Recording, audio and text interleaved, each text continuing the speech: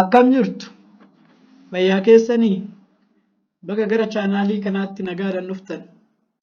Chaanaalii kana irratti barnoota herreegaa sadarkaa tokkoffaa eegalee haala baay'ee salphaa ta'een dhiyeessuun yaalaa na hordofaa.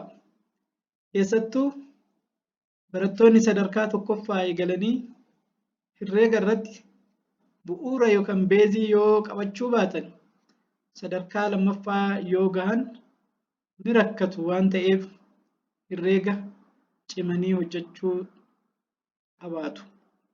Chaanaalii kana yoo seeraan hordoftan maatiinis ijoollee haaluma salphaan gargaaruu ni dandeechu. Barattoonnis yeroo gabaabaa keessatti jijjiirama ni fidu jedheen yaada. Barnoonni herreegaa barattootaaf waan hunda.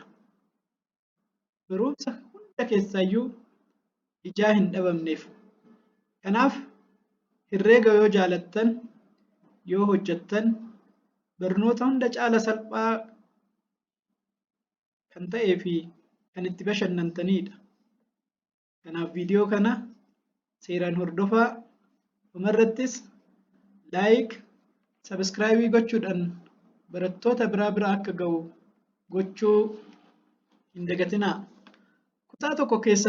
Kutaa tokkoffaa keessatti ida'uu ilaalla. Lakkoofsa ida'uu. Lakkoofsota ida'uun jechuun lakkoofsa lamaa fi sanaa ol ta'an walitti ida'uu jechuudha. Haala kamiin idaanaa kan jedhu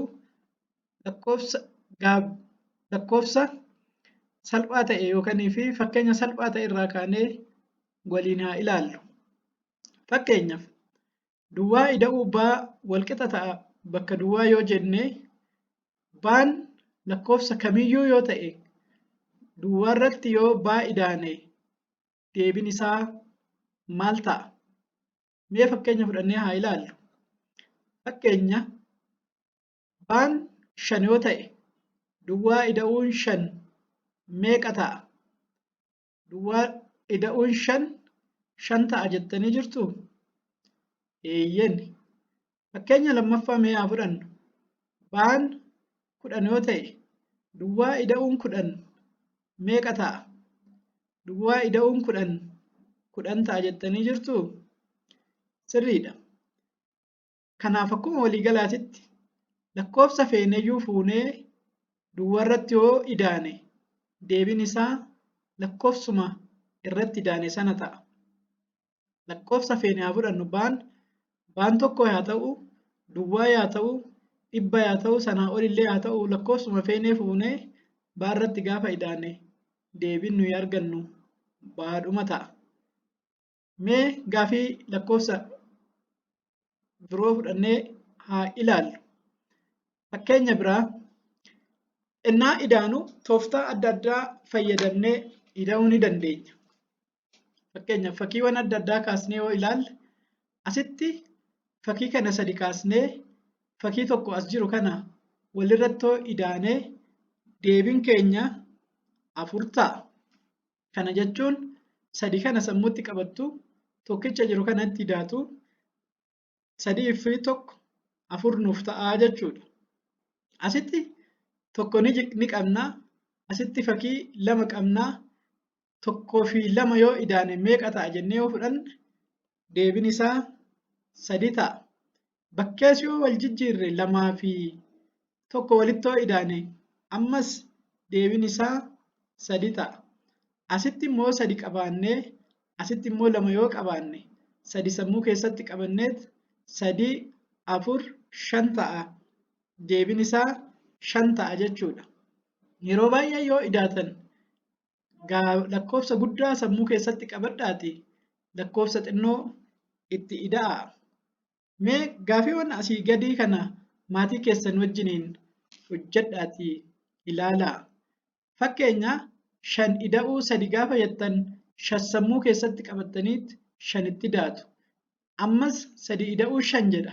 Ammas as koottatii lakkoofsa guddaa sammuu keessatti qabadhaatii 3 itti ida'aa. Duwwaa ida'uu 8 jedha. Duwwaa ida'uu 8 sammuu keessatti qabanneet duwwaa irratti idaana. Gaafilee kana hunduma isaatu gaafii gugurdaa lakkoofsa gugurdaa sammuu keessatti qabadhaatii lakkoofsa xixiqqoo itti da'uudhaan shaakalaa. Herreegni yeroo baay'ee yoo shaakaltan yeroo baay'ee deebii sirrii argattu waan ta'eef nama gammachiisa. Kanaaf gaafilee kanaa fi gaafilee biroollee shaakaluu hin dagatinaa. Kan itti aanu mee lakkoofsa xiqqoo gugurdoo haa ilaallu. Lakkoofsa 10 da'uu 10 ammas fakkii kaasnetoo walittoo idaane akkuma duraa sana kana 10 amma ida'uu 10 yoo jenne walitti 20 nuuf ta'a. Mee amma immoo fakkii irraa gara gaafii xiqqoo akka cimuu hedduutti haa ilaallu. Fakkeenyaaf 12 13 ida'uu 12 13 fi 12 ida'uun fakkiillee kaasnee ni dandeenya salphaadha. Haa ta'u malee tooftaan ittiin idaanu haala kamiini kan jedhu mee waliin haa ilaallu. Fakkeenyaaf 13 asitti barreessinee irra 12 ida'uu yoo jenne kana asii gadi ida'uu dandeenya. Dagaleettis ida'uu dandeenya, asii gadees ida'uu dandeenya. Kana gaafa idaanu calqaba jenneetuma 13 fudhannee 12 irratti ni idaanu. Calqaba dursa 3 fi 2 walitti idaana. 3 fi 2 walitti idaane 5 nuuf ta'a. Amma immoo deebinee 1 fi 1 walitti idaanaa deebiin isaa 2 nuuf ta'a. Kanaaf 13 ida'uu 12 deebiin isaa 25 ta'ee jechuudha. Gaafileen akkanaa kun warra haftee hin qabne, haftee jechuun 10 ol yookanii fi 20 ol 30 ol lakkoofsota ta'anii haftee hin qabne akkasumatti walitti idamanidha. Mee fakkeenyaaf lakkoofsa haftee qaban akkamitti idaana haa ilaallu. 25 ida'uu 27 jennee mee haa fudhannu. Isaan kanas 25 ida'uu 27 haala kanaan teechisuu ni dandeenya. Amma mee ilaalaa 5 fi 7 walitti gaafa idaane 5 fi 7 walitti gaafa idaane 7 sammuu keessatti fudhanneet quba keenya 5 7 irratti idaana. Yoo kana deebiin isaa 12 ta'a. 12 asitti hin barreessinu. 2 barreessan tokko qaba jenneet tokko mana fudhaniit geessina. 12 keessa 2 qofa barreessine tokko fudhannee garana dabarsine jechuun 10 fudhanneet as geessine jechuudha. Kanaaf tokko ida'uu 2 ida'uu 3 gaafa jenne deebiin isaa 5 nuuf ta'a. Kanaaf 25 ida'uun 27 52 nuuf ta'ee jechuudha. Isa kanarratti wanti yaadamuu qabu barattoonni yeroo baay'ee 12 jedhanii 2 barreessanii tokkotu na hafa kan jedhu sana yeroo baay'ee ni dagatu. Kanaaf tooftaa akkamii fayyadamneet herreegota akkasii sana walitti ida'uu dandeenya kan jedhu mee waliin haa ilaallu. Isuma kana 25 ida'uu 27 meeqa ta'a kan jedhuuf asitti wanta goonu ilaalaa. 25 kana fudhannee 25 jechuun 20 ida'uu 5 jechuudha. 20 asirraa kaasee 5 asirraa kaasee kana asitti fidi. 27 7 irraa kaasee 20 qofa hambisee asitti da'e. Kanaaf amma maal goonaa 20 fi 20 walitti idaana. 20 fi 20 walitti idaanu duwwaa ida'uu duwwaan duwwaadha. 2 ida'uu 2 4 40 nuuf ta'e. Amma immoo deebineet 5 fi 7 walitti idaana. 5 fi 7 walitti gaafa idaane meeqa nuuf ta'e? 12 nuuf ta'e. Amma deebinee as dhufna 40 fi 12 kana qabnaa jechuudha.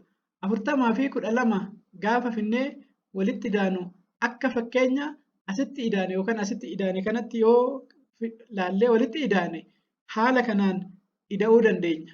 Duwwaa ida'uun 2 ta'a. 4 ida'uun 1 5 ta'a. 52 nuuf ta'ee jechuudha.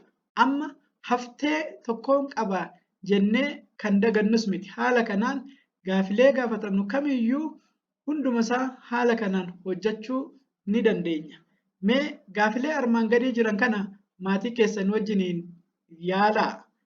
Egaa herreega ida'uu irratti kanumaan xumurreet gaafilee ergaa gaafii biraa finnee gaafilee ciccimootti ceenee mana 3 mana 4 jennee kan ilaallu ta'a. Har'aaf garuu gaaffii ida'uu kanumarratti xumurra. Chaanaalii keenya laayikii, sabskraayibii gochuu hin dagatinaa. Galatoomaa.